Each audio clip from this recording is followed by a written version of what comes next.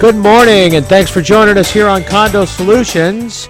Monday mornings from 9 to 10 o'clock, Daylight Savings Time. We're here for you, talking about what's going on in your communities, some of the things that you may have questions about. And we're here as a community service program to kind of give you some help. My name is Mark Breckbill. I'm a local CPA and a licensed community association manager. And, of course, the star of the show and the person you call for is our attorney, Peter Mullengarden. Peter is been doing this work for hundreds and hundreds of years. Moses delivered the first condominium documents to him directly from the Mount. So, anyway, good morning, Peter. Yeah, you were the first condo commando. I was. Good morning. Good morning. I was in charge of that. I've been in charge of that ever since. Yeah. Moses was upset with you. Yes, that's right. I've had an emotional support animal for a long, long time, and it hasn't worked. Trust me. Yes, the animal asked for an animal. That's right. That's right. Well, I was the emotional support person for the animal, probably. But anyway, no, we're here to try to kind of help you out a little bit with some of the issues that go on in your association. And I know many of you have questions about different things. Maybe condos and HOAs in Florida are new to you, and you may not have fully realized what you had bought into. But now you're saying, "Oh, now what do I do?" And so. That's where we come in. You can call in at 220-9788, 220-WSTU, and we'll be happy to help you with some of those answers. Now, as we always say, we don't have your documents, so we can't give you a hard and fast answer. We can give you the best answer we possibly can based on your interpretation of the documents and the law and rules and regulations that may exist or may not, or common practice, and we'll try to do that. And we ask, though, that you be patient with us because from that standpoint, we can't give you a rock-solid answer. And if you're going to go to court, we suggest you call somebody like Peter and let him go through your documents. And or if you're going to make some kind of decision that could end up in court, maybe you should talk to Peter about that and go over it with him. But otherwise, we're going to do the best we possibly can and give you the best answer we can. We're also going to talk about the issue, but we're going to talk about expanded issues relative to your basic issue to allow for circumstances that might be a little different in another association so that somebody might be listening who doesn't have the exact same circumstances but pretty close. And for that reason, when you call in, you don't have to give us your association. We probably prefer you don't because people might focus on the association and not the problem. So we don't need the association. Name is fine. Any name is fine. Mike is a good name. Mark, Peter, any of those names are good names. You can use them all. We don't care. Mine has been used disparagingly a number of times, so feel free. But we will try to do the best we can with the answer. So 220-9788, 220-WSTU is the number in the studio.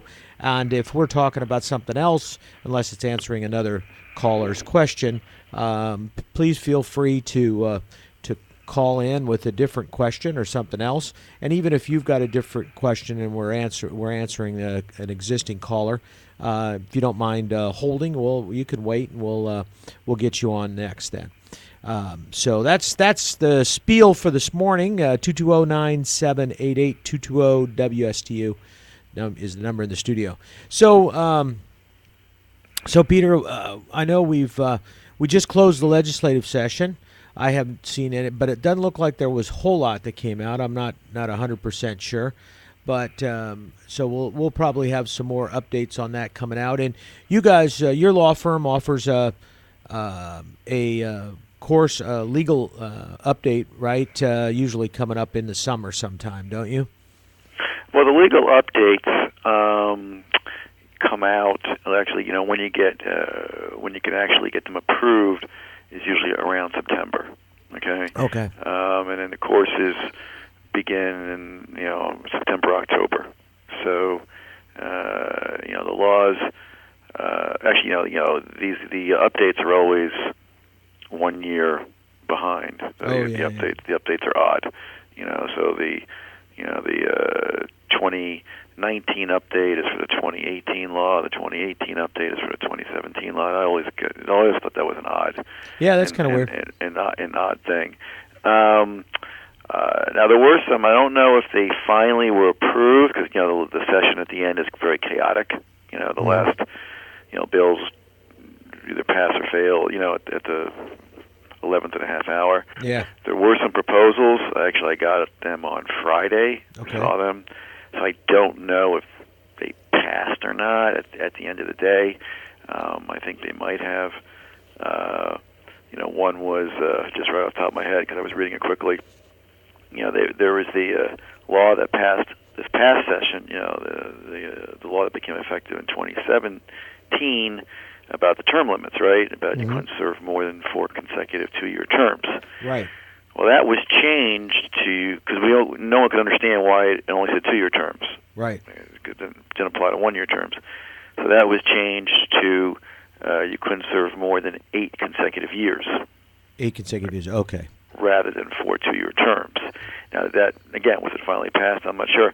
But then there was some odd language to that too, because previously it had said that you could serve more than that if there were not enough people to fill the vacancies, or with the consent of 2/3 of the voting interest of the community. All right. But then the new language says, that you could serve more than that, more than the 8 years. Again, if there's not enough people to fill the vacancies, or if you received, I think it says 2/3 of the total amount of votes cast. So I'm thinking, okay, so that means you don't know whether or not you're actually on or not until after the election. Yeah. And if you don't get that 2/3, so you're term limited out, then it goes. I don't know. It just seems like an odd provision, that maybe you're on, maybe you're not, depending on the outcome of the vote. If you're in that term limit, situation. So that was another change. I think you should be allowed to. I think you should be forced to stay on beyond 8 years if you voted against funding reserves, because I think you should be there and pay and get the grief when you have to do all the special assessments. So I don't think they should be let off. What I have a problem with this, all kidding aside, is that in your mind, you think they should get rid of the waiving of reserves. Yes, right. Just drop that completely. Yeah. So when it comes time to do the special assessment, you shouldn't be able to say, "Well, sorry, I could have fixed it, but I was off the board." I think that. And that's the only thing I see bad about term limits for these things is that it is a way, really. Most people are they're going to push off. They're going to try to look good, and they're going to try to keep down assessments, and they're going to push off the repairs until they're not serving anymore, I think is really what happens, because they don't want to do it. Many of them don't want to do the repairs. They're hoping that they'll have sold it out. It's like buying life insurance. Some of these guys, it's like buying life insurance. Life insurance is a bad bet because you're actually betting that you'll die earlier than the insurance company says. Well, pushing off reserves is the same thing. You're actually betting that you're going to die before you have to redo your roof. So, it's not really a good thing. It's not. If you win, you lose still. So, anyway, I do think it's kind of, I see some pluses and minuses. I'm not in favor of people serving long terms because of the fact that. Well, the reason I don't like term limits, again, and now I'm sounding more like you, Mr. Libertarian. Yeah, right. Which is usually not me. But the reason I don't like term limits is it's just artificial. To me, right. You know what? Don't vote for the guy or have someone else run. Right. Throw the bum out. That's what I said. Yeah, no, I'm just saying. If you think a person, he or she, has been in office too long, then vote someone else in. No one's got a gun to your head to vote for this person. Right. And just because they keep running and running and running, okay, fine. So someone's been on the board for 10 years. If you think that's too long, like I said, have someone else. Or maybe this person is really, really, really, really good. Yeah. Right? Yeah. And if they're really, really, really, really good, now here you could say, well, then they'll get that 2/3 vote and they'll be allowed to stay. So that's true. There is, but. I don't think you can get 2/3 vote on anything. Well, on anything, but you might. But just what I'm saying is, I just don't like the artificiality of creating that barrier. Someone wants to serve, and the other people apparently either acquiesce to it or whatever. Then they should let them serve. I don't know, but whatever. It's just my 2 cents on it.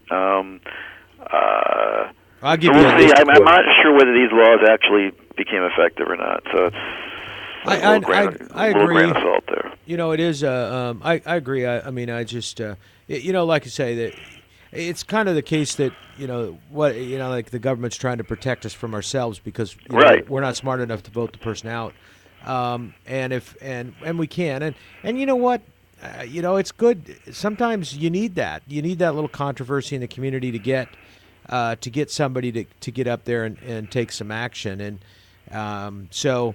I don't know. It's I don't think that forcing a person off, like you said, if you've got somebody in who's really doing a good job, I mean, it does happen.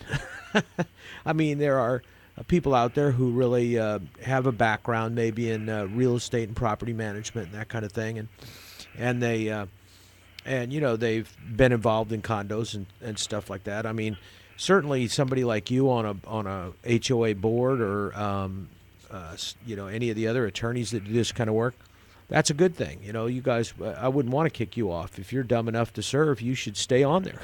So, but anyway, it's so that's going to be an interesting one. But I knew they were going to fix it. That's what I had heard when I was up the state, that there wasn't going to be a lot of new stuff. It was kind of fixing things. And mostly it is tweaking here and there. Yeah. Okay. So let's. But I know the official records has been tweaked a little bit. The term limit was tweaked a little bit. Yeah. Some other areas. We have a call, Peter. I think let's take the call here, and then we'll. So yeah, it's good that we're looking at some of these things coming up, and I know. From a practical standpoint going forward, Peter will have some additional updates for us. But okay. So I guess they had dropped off. So anyway, But if you had a question, feel free to call back 220-978 9788 220-WSTU. That time change has got you. Yeah, it's got me on the loop. Throwing me off a little bit. So there was that one. The term limits. What else did you say, Peter? There was that we were looking at potentially. Do you remember? Some little minor tweaks to the official records. In terms of clarifying how long certain records had to be maintained, pretty much making it clear that it's 7 years for everything, unless specifically provided otherwise, because there was some conflict before, with some things. So that was a clarification.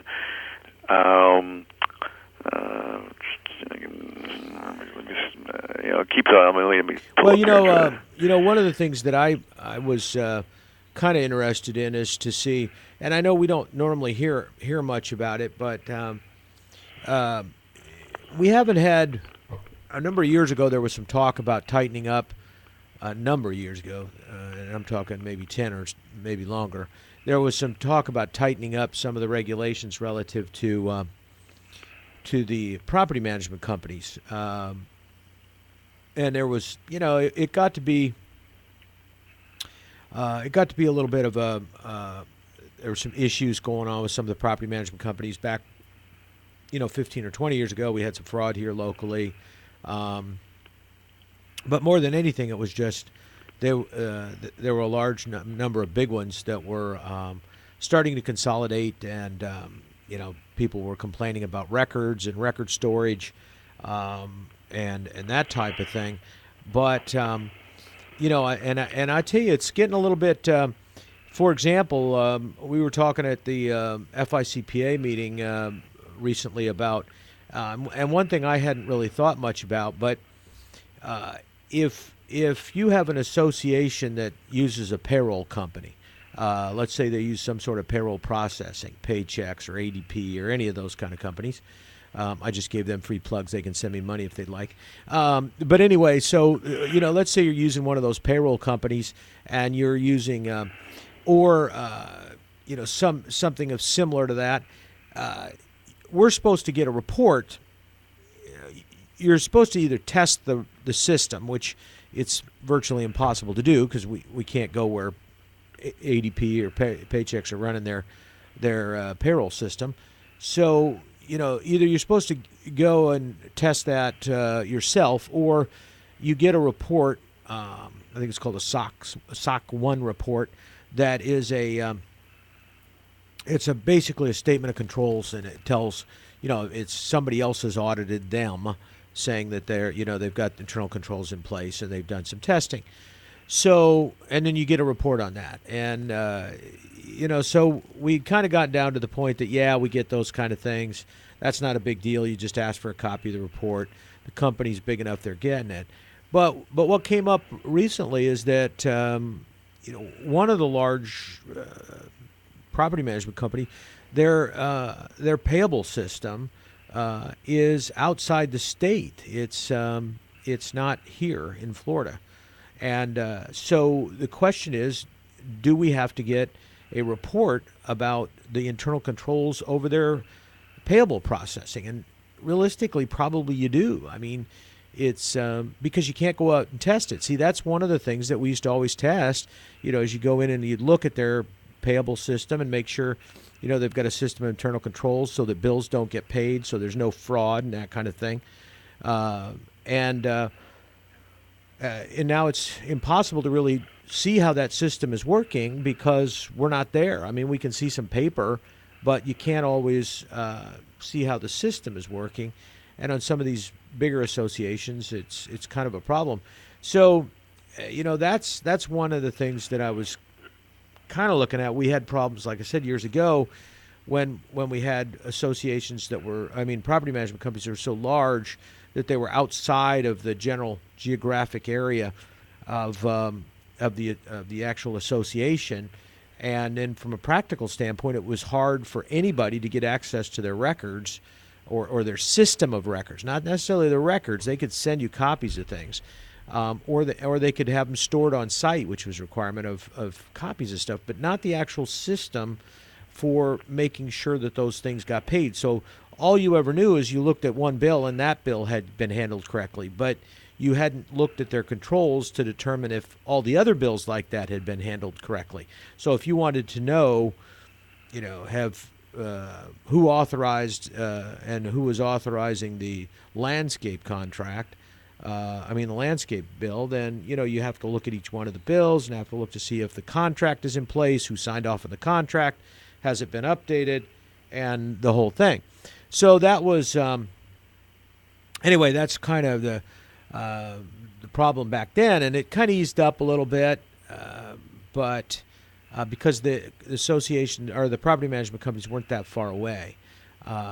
But now we've got companies that have got their main operation out of state, which really is kind of a difficult thing. Plus, you're talking about really being outside the state jurisdiction to some degree. So, you kind of wonder if the state demands something, have we in effect dragged the federal government into an issue because the company that's providing the records is now interstate commerce. It's interesting that that could come into play, I think, too, in some other areas. For example, the Fair Labor Standards Act is a federal act that governs businesses at the federal level, and most businesses are subject to it because they are involved in interstate commerce. So they buy or sell things to people potentially outside the state of Florida.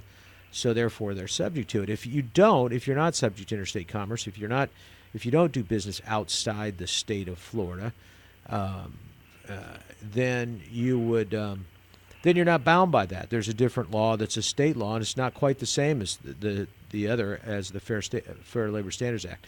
So now all of a sudden you're into the state law. Well, HOAs and condos, they don't typically transact business, across state lines from that standpoint. They're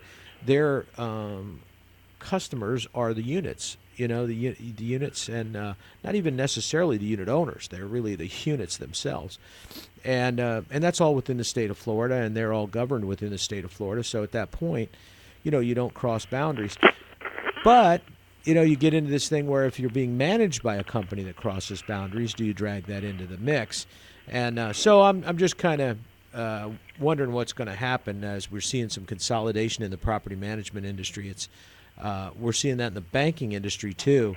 What happens when all of the banks start consolidating and maybe don't have brick and mortar here? They're all, maybe your bank account is being held technically in another location, another state, or someplace like that. So, anyway, just some food for thought as to some things that may be coming into play down the road. I don't think the legislature did anything with it this time, but at least it's something to consider, because I think we're going to see these cycles. And I think a number of years ago there was a lot of complaints.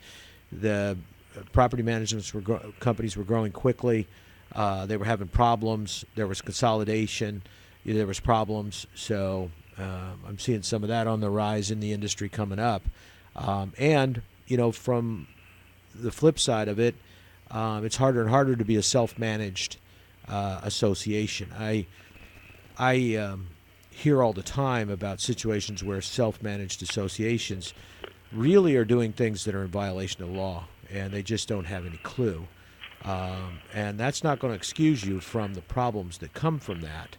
But anyway, so but it is something to be aware of, that at some point on some of these issues, at least you need to get, even if especially if you're self-managed, you need to get some professional guidance, because some of these things are that these associations try to do just are not legal. You can't do it, and but they do, and so it's going to be interesting to see what happens on some of that. Peter, what anything else on the updates that you were looking at? Well, again, there was a lot of stuff. I guess it's supposed to be clarification. We talked about the term limits, and for the record inspection. By the way, they changed the record inspection. It used to say 5 business days. You have to provide access. Now it says 10 business days. It kind of makes sense because the penalties didn't incur until 10 anyway. Right. So they're going to change 5 to 10.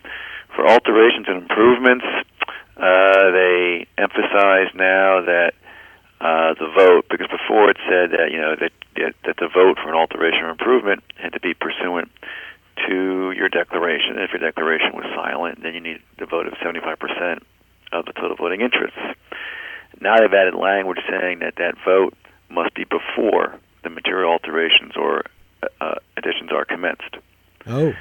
So basically, you can't do an after the fact, which happens.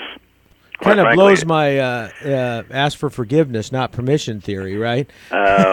Yeah, well, I know in the past, where there's been alterations done and the association has not gotten a vote, the division, when someone's complained, typically they will then, if they find that they weren't properly approved, part of the order or what the division would rule is, okay, you must now go out and get it approved by that vote.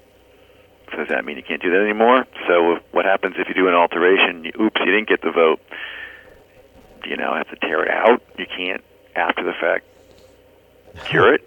I know that, and the problem is like you said. I understand that the vote should be before. Obviously, that's what makes sense. You get the vote and then you do it.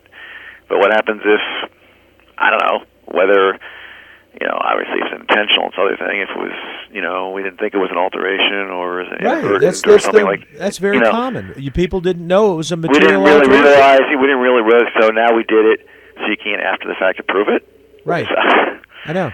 That's just nuts. This says, you have to, this is supposed, it's supposed to supposedly clarify existing law. I'm not sure if it is a clarification. It seems to be more of a change to me, but so they made that change.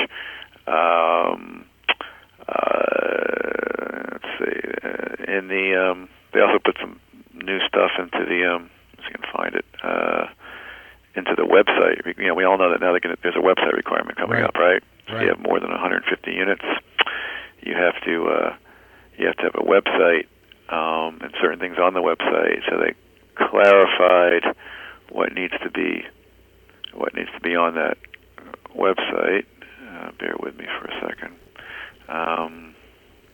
Well, and that you know, some of this stuff, like I say, it's, you know, some of these things assume that the people, and I was just mentioning it's the self-managed associations.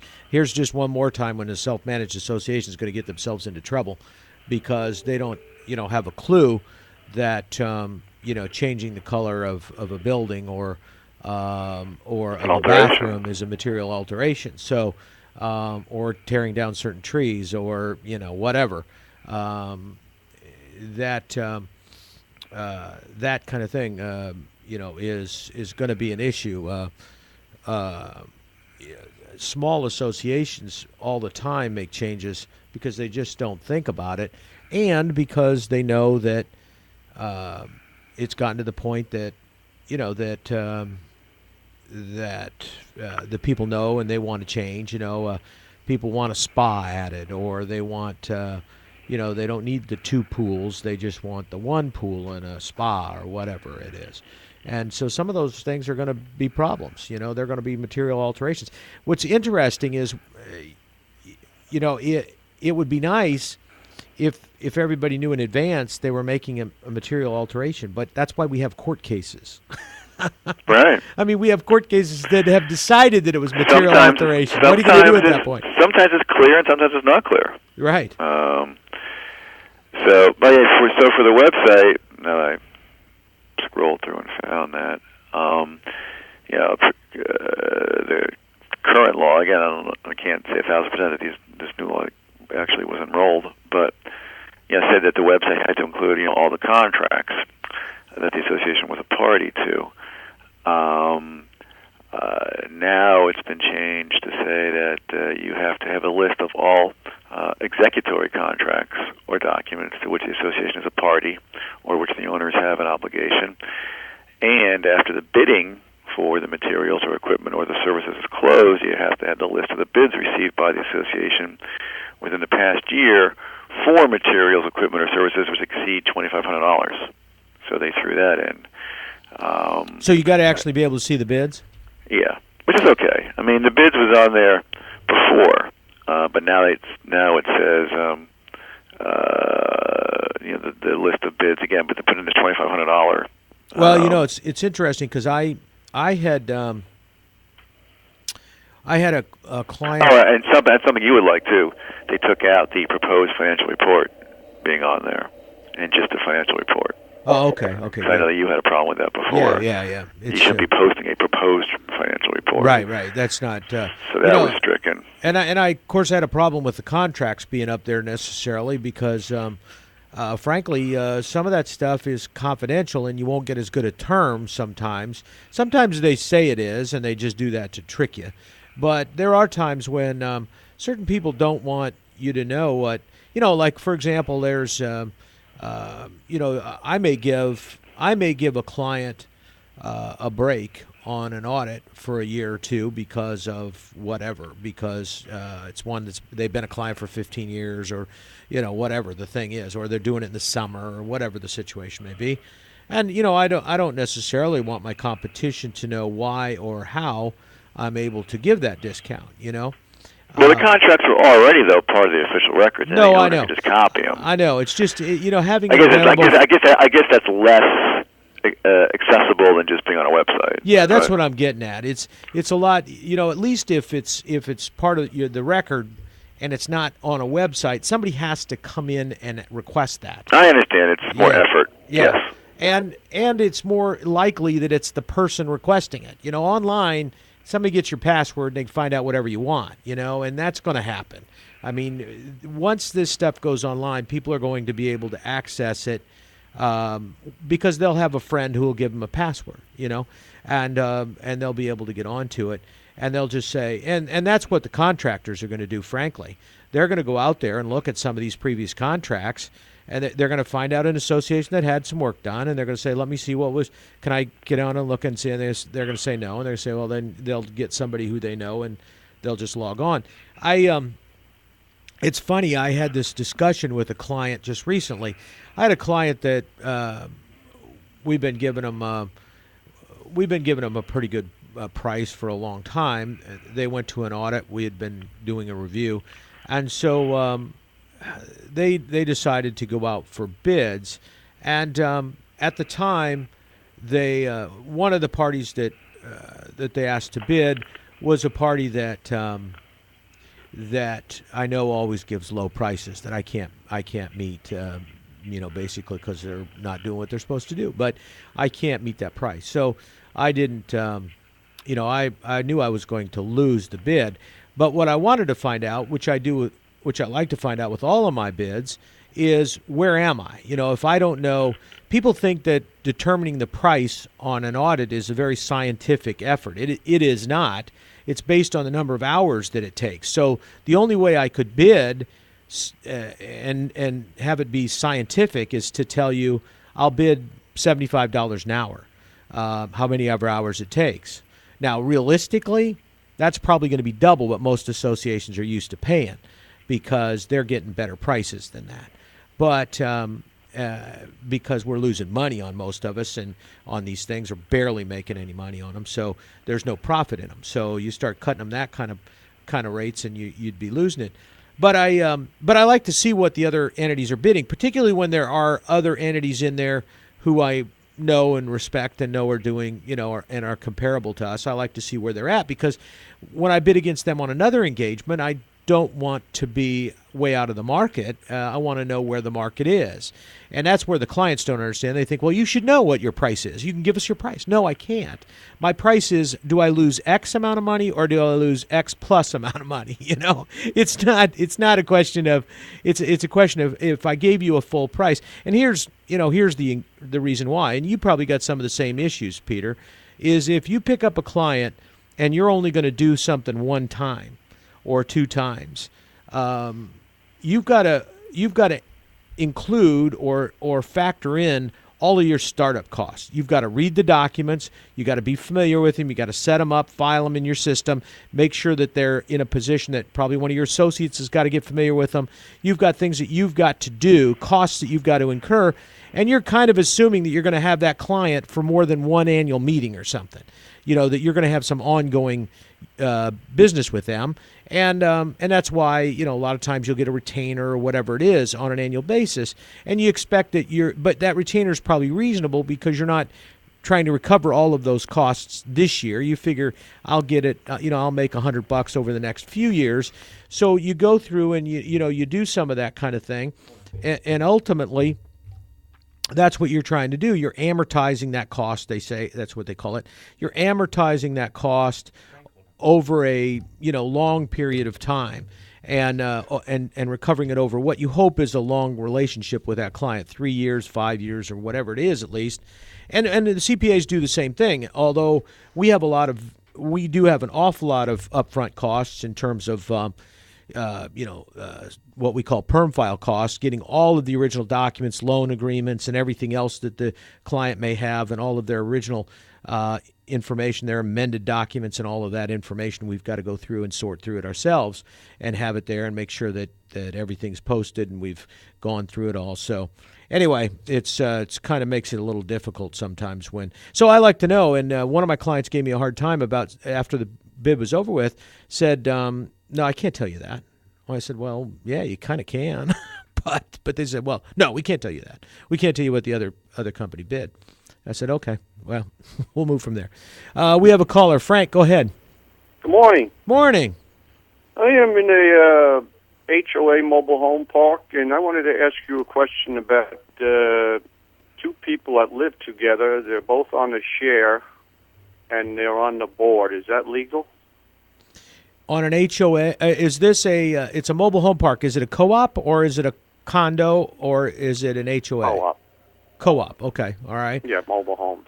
All right, so it's a, believe it or not, Frank, some of those, I always have to ask that question because there are a number of parks where the manufactured housing, they're just a property owners association.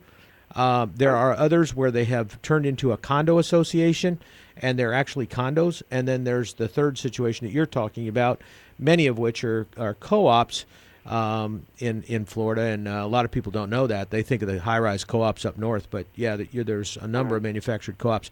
So the question is, you've got two people sharing a unit, and is it a 55 and over community? Huh?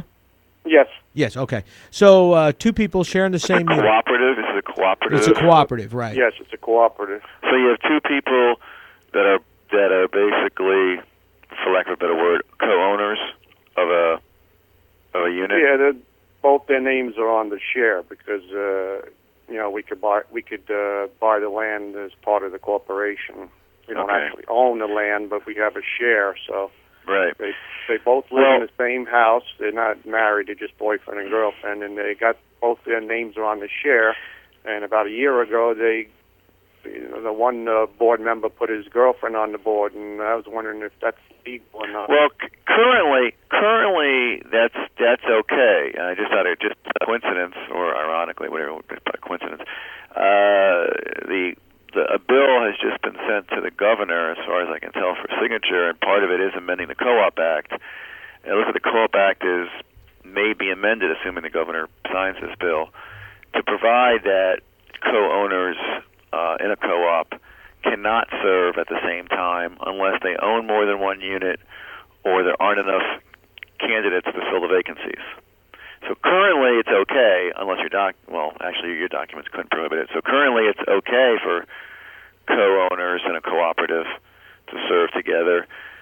Starting July 1st, 2018, assuming that this bill gets signed, it appears that it will not be legal anymore. Although obviously, if you're already on the board, that's not going to terminate. It'll act prospectively, not retroactively. Right. Yeah. Well, that's unless, of course, it's covered by a gag order. If it's covered by a gag order, then we can't talk about it. So, but I'm pretty sure that it's interesting. Isn't that consistent with the Condo Act, Peter? Yes, the Condo Act for the last couple of years, just changed. The last few years, has provided that co-owners cannot serve on the board simultaneously. Again, for the same law, that unless they own more than one unit or there's not enough candidates to fill the vacancies. So they're amending the Co-op Act to be consistent or parallel with the condominium law. Now the HOA Act, that is not. It doesn't have that prohibition yet. That did not have that prohibition. I don't know if that's been proposed for this. Yeah, so that's why I was mentioning that, Frank. It was kind of. It's weird that they're different depending upon what kind of, what kind of laws. Yeah. The Co-op Act, for whatever reason, has typically lagged behind the condominium law.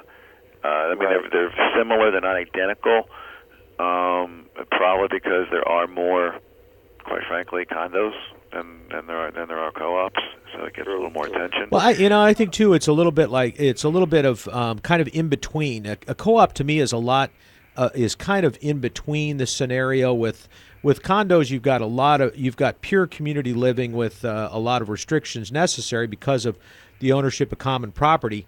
And then on the other end, you got the HOAs where people kind of are very seldom have to encounter their neighbor if they don't want to.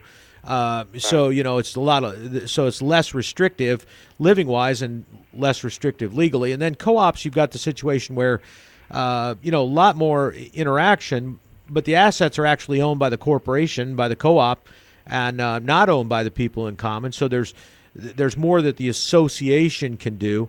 And so it's kind of a combination, almost a cross between the two. Many, like I say, many of the original co-ops here, a lot of them in Florida, started out as rental communities and then converted to, bought out the owner and converted. So, but that's an interesting situation. Let me just ask you a question now that you know this situation where I live. I don't know if you'll be able to answer this. Like I said, we have a mobile home and have a piece of property, and do you know where the property lines or how I could find out about that? I'm trying to ask them in the office, and they just can't seem to figure it out as far as people trespassing on my land. I mean, they're pretty close together, like 10 feet between each mobile home, but is there like a state law or something? Well, no, I mean, for a co-op, for a mobile home co-op, I guess you'd either have to read the definition of the lot or the unit boundaries in your documents. It's possible there was a survey or a plat attached to them. It sounds like for years that there wasn't. and what you may want to look at, Frank, Could is be a site plan. yeah. What you may want to look at too, Frank, is that a lot of times with co-ops, I've seen a number of these where all the share provides you is the use of the exclusive use of the pad. Where your house is sitting on. Yeah, because the other property is technically owned by the it's technically owned by the co-op. So, but it's not always. I mean, a lot of times there's a land you own the lot, so there's well, that. Technically, well, not to interrupt you. Well, you get like 5 feet or something. I mean, because you can't trespass on your pad in your home. That's illegal. Right. Right. I mean, basically, in a co-op, the entire property is owned by the co-op. Okay, Mm-hmm. but then owners have exclusive use right of, their unit. Okay, and usually the documents will define the boundaries of the unit, similar in a condominium where it defines the boundary of the unit. In a co-op, there'll be some definition of the property that you have the exclusive use right of, which is your unit, and everything else being common area. So if you read it, again, I haven't read yours obviously, but if you read it closely, you may be able to determine where that boundary is. Right. Yeah, I mean, I've been through this with the president, and we've been back and forth. We had some problems with the police where people are driving golf carts through the houses and stuff, and the board just can't seem to figure it out. The only thing they could say is, we have a plot here, the original flat plan, and that looks like where the lines are, where your property is. Yeah, and it's interesting because that, like I said, it can vary. A lot of people think that they own that whole space, and that may not. I mean, have the right to that whole space and can keep people off, and that may not be the case. They may only have the pad that the unit's on, and sometimes there's restrictions on how big that can be, because I've seen that happen when somebody wants to come in and actually put another unit in, or maybe they own. Maybe they have two shares. They've got adjacent, and they want to put a bigger unit on the adjacent, and they find out that they really can't do that. There's no provision for them to share to occupy two shares at the same time. It's yeah. Well, we also, on the front of it, that little 15 by 20 piece of land is considered our front yard. Is that our property, or is that still common area? And then there's a sidewalk in the street. Yeah, and that's why I say you got to kind of look at your documents, but in general, it's a lot of times that is co-op property. You just have exclusive use of a certain portion, and it usually is a lot of times you may have maintenance requirements, but they have the right to to access it. They have the right to and they have the responsibility to maintain certain things like sidewalks and things like that. They may have. Well, it's another thing. I read all the documents as far as maintenance, and it doesn't say nothing about maintenance. And here we are cutting our own grass. Yeah, and that's like a touchy. Should I not be cutting my own grass, and should they be cutting it if it's common area? It depends on who's got responsibility for maintenance. This is something that really can only be answered. It's not answered by the statute, because the statute in this case would defer, quite frankly, to your documents. This is an area that, to the best of your ability, or the attorney that happens to represent your cooperative association would have to interpret the cooperative documents, articles, bylaws. I don't know if you guys whether you have a proprietary lease or an occupancy agreement, or maybe you do, maybe you don't, or you're reading all those documents together to try to discern the boundaries and the maintenance responsibilities of the common area and the units, the cooperative units.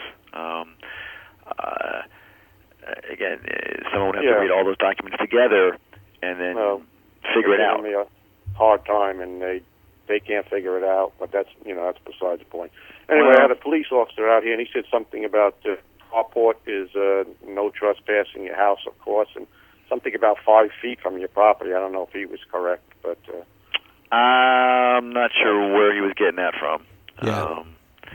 There are setback requirements and things like that, but I'm not sure where he was getting the 5-foot thing from. I'd have to go down to the property appraisers and see what I'm getting taxed on, and I think something like that, and see where the original plot plan is at the courthouse, I guess.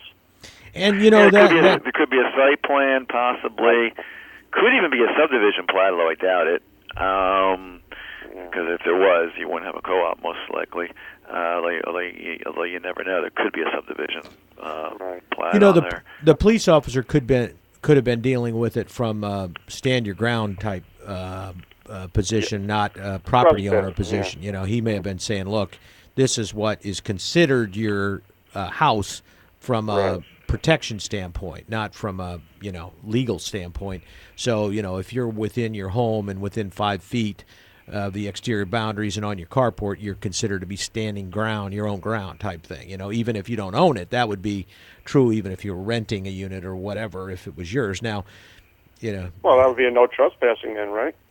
Well, yeah, you'd think so, but that's what the police said anyway. Yeah, that you'd think so from the standpoint of protection, but from the standpoint of who has to authorize that, it may still be an association authorized no trespass. I don't know. I know you're running out of time, so let me ask you a really quick question. Sure. I was going through the bills, and I saw a check made out to a tree company, and there was not a bill. And I was asking the office manager, and because we have everything here on grounds, we don't have outside property management. And she says, "Oh, we didn't get a bill for that." I said, "Well, how do I know what they did?" And she says, "Oh, we always use them, and they did this, blah, blah, blah, blah, blah." Is that a state law that you're supposed to get a bill with every check that's taken out to a vendor? No. Yeah, No, there's no state law on that. It's good. I mean, I'll let Mark answer this question. It'll take him 2 hours to say it. But I mean, there is obviously better business practice to try to back every check with an invoice, but there's no state law requirement of that.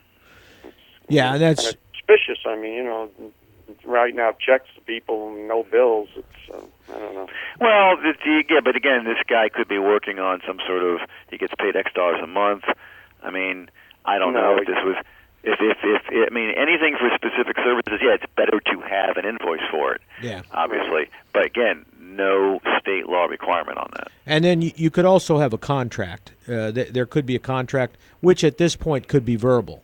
Again, not good business practice, but it is possible that if this individual has done this in the past, although certain contracts, like service contracts, are supposed to be in writing. Right. So. Yeah. So it could, could be something. He cut a tree down, and sometimes he comes in and cuts some trees down when they need us. Yeah. When we need him to cut a tree down, but there's no contract. I don't believe. But there's no law against that. Getting a bill. No, bad business practice. But there's no. I mean, you should have some documentation because you can't prove what they actually did and what property they did it on and whether it was association or the co-op's responsibility or that unit owner's responsibility. You just said that, it's difficult to tell who's got what. So from a maintenance standpoint, who's responsible for maintaining that tree? Was that something that should have been billed back to the unit owner, or was it something that should have been paid for by the co-op? Or no, it's on common area property, so that's beside the point. Well, yeah, but like I said, it just depends. Mm-hmm. Yeah, I mean, well, I'll assume it's a common area tree, but it was in the big. Again, I mean, it is obviously much better practice to be able to show, that this dollar was used for this purpose, and here's the backup for that for spending that dollar. Okay. Yeah. That's what I believe. Yeah. So it seems they should probably tighten up their, whether they have work orders or something, invoices to back up what they're, cutting the check. I don't even know if they had a bid. I don't even know if they put out bids or anything. Well, you don't have to put up bids sometimes for small things. Small things, stuff that's under 5% of your budget. Not saying you shouldn't, but again, we don't have I mean, Mark thinks things are overregulated anyway, but we don't have that level of regulation yet. Yeah. All right. right. That sounds pretty good. I know you're up against the clock. Let me call back next week with some other questions. I appreciate your answers. And Well, we thank your question. Thank you. Yeah. Thanks a lot, Frank. Have a good day today. All right. You too. All right, Talk to you bye-bye. later. Bye. Thank you. So, that was a good question. And, that's the kind of thing we're here for. And Peter, of course, has got there. See, there was a co-op question. And that's a good opportunity to get an answer, which actually we are running out of time. But I have a question. I have to remember to ask it next week, Peter, about 55 and over. 55 and over communities had an issue with a joint deed where a mother and daughter, I think it was, were was putting somebody on the record, and then the question was then whether they were going to be able to occupy it because the daughter was substantially under, and whether by approving that person to buy, that issue a certificate, whether by approving that person to buy, they were automatically giving them the opportunity to occupy. But we'll have to talk about that next week, because because Mike was giving me the finger here on that. And that's not nice. That was Mike. private. And hopefully that was the forefinger. Yeah, it was. It was just 1 minute. He always gives me that same 1 minute signal every. 1 minute signal. Yeah, I just always assume that that's what it is. At least, I mean, it's because it's pretty close to the end of the show. But but anyway, so but anyway, that's where we are today, and we appreciate the call from Frank. And if you're out there and you know about the show and you've got friends that maybe you've got questions in their association or you're talking around the pool, encourage them to listen on Mondays and give us a call here on WSTU, because we'll be happy to answer their question right here on WSTU Digital 1450. We are Martin County's Heritage Station.